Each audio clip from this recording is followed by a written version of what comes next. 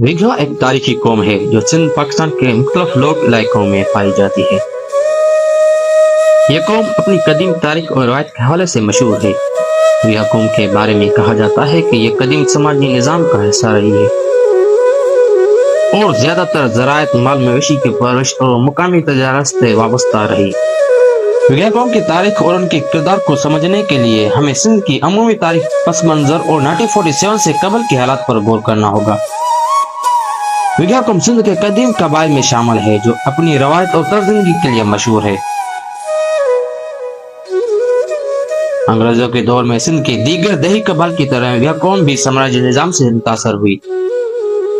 जिम्मेदारी निज़ाम और मुकामी वसाइल पर बरतानी कंट्रोल ने दही कबाइल के इक्तिसादी हालात को तब्दील किया।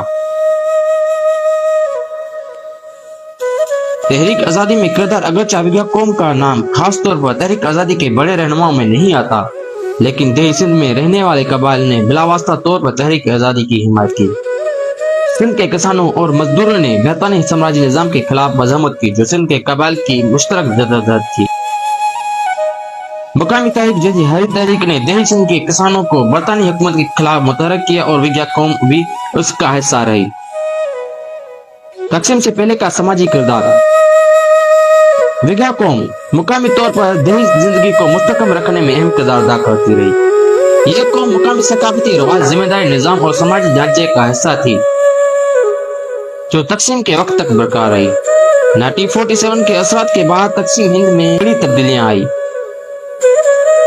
विघा कौम के बारे में तफसीली मालूमात और किताबों का हवाला देना एक नया मौजू है, लेकिन सिंध की सकाफत और मुकामी कबाइल पर लिखी गई किताबों में विघा कौम के जिक्र के इम्कानात मौजूद है। झील में कुछ अहम किताबों का जिक्र किया गया है जो सिंध की सकाफत और तारीख पर रोशनी डालती है। G.M. सईद, ये किताब सिंध के मुख्तलिफ कबाइल और उनकी तारीख और सकाफत पर मुबनी है। इसमें विघा कौम का जिक्र मौजूद है। मिर्जा कुछ बेग, ये किताब सिंध की कदीम तारीख और रवायत पर मुबनी है और इसमें विघा कौम के बारे में तफसीलात मौजूद है। S.T. लेबरक, ये किताब सिंध की तारीख पर एक जामा मुताला है जिसमें मुख्तलिफ कबाइल बेशुमार और विघा कौम के बारे में जिक्र मौजूद है। डॉक्टर नबी बख्श बलोच, ये किताब सिंध की लोक कहानियों और सकाफत पर मुश्तमिल है और विघा कौम के सकाफत के बारे में मालूमात फराहम कर सकती है। यह कौम सिंध के कदीम समाजी और सकाफती निज़ाम का हिस्सा थी। इनके आबा व अजदाद का ताल्लुक राजपूत और सुमरा या मुकामी दौड़े नस्लों से भी जोड़ा जाता है। ये कौम मुख्तलिफ इदारों में सिंध के मुख्तलिफ हुक्मरानों के जेर असर रही, खासतौर कलहोड़ा और तालपुर दौर में। इनकी ज़बान सिंधी सराइकी और उनके रस्म व रवाज मुकामी सकाफत से करीब है। आजकल विघा कौम के अफराद सिंध के मुख्तलिफ शहरों और देहातों में आबाद हैं। वो तालीम, ज़राअत और दीगर पेशों में मसरूफ हैं। जदीद दौर में यह कौम अपनी रवायती पस मंजर के साथ साथ तरक्की की जानब गामजन है। विघा कौम सिंध की सकाफत का अहम हिस्सा है जहाँ मेहमान नवाजी, मेल जोल और दही तर्ज जिंदगी नुमाया है। पाकिस्तान के सूबे सिंध में दही विघामल के नाम से मशहूर गांव है। दही विघामल जो जिला नौशाद फिरोज, तालका मेहरपुर, लग लाखरोड के करीब है। दही विघामल को 4 गाँव में तकसीम किया गया है: कासम विघो, सुल्तान विघो, दिलार विघो, अली हैदर विघो। इस गांव को बसाने वाले 3 भाई थे। दही विघामल इन 3 भाइयों के नाम से मशहूर है। ये 3 भाई आजादी की जंग की वजह से सिंध के रेगिस्तान इलाके में आकर आबाद हो गए। आजादी से पहले हिंदुस्तान में जैसलमेर वाघो बॉर्डर में आबाद थे। इनकी जिंदगी के बारे में और ताल्लुकात के बारे में ज्यादा मालूमात नहीं मिल सकी, मगर यहाँ आने के बाद उन्होंने रास्ते का काम शुरू कर दिया।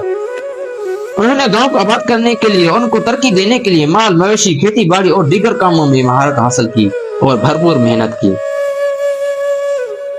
आजकल विघामल की आबादी लगभग 25 से 30 हजार है जो आज की तारीख में मुख्तलिफ शोबों में महारत रखती है। कुछ लोग खेती बाड़ी करते हैं जो गद्दम, कपास, चावल और दीगर चीजें उगाते हैं और कुछ घर और बिल्डिंग का तामीराती काम करते हैं। यहाँ के लोग तामीराती काम की कारीगरी में आसपास के शहरों और गांव में मशहूर है। रास्ते का काम जो उनके आबा व अजदाद का काम है आज भी दही विघामल में किया जाता है। इसमें बनाई जाने वाली चीजें अलमारी, बेड, दरवाजे और भी चीजें बनाई जाती हैं।